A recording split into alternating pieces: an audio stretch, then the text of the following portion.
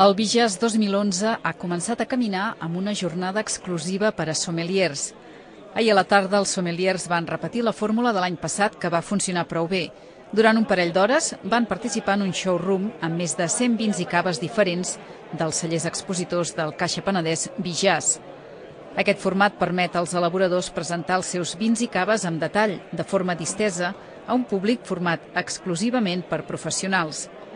La jornada es va cloure amb tas magistral del sommelier de Montbínic, César Cánovas, al qual hi van prendre part 120 sommeliers i restauradors.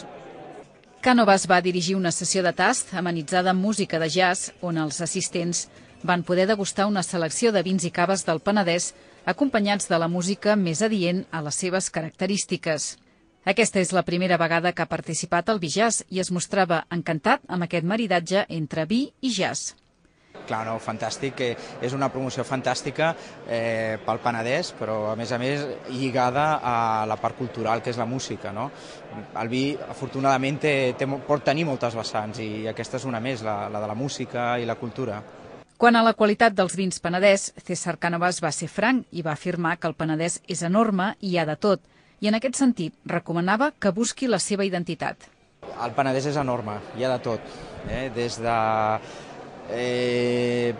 grans produccions, una mica impersonals, a vins realment amb molt fondo, amb molta personalitat, amb productors amb molta passió, gent que treballa d'una manera buscant uns altres mercats. El Penedès és molt gran, hi ha moltes coses dintre del Penedès.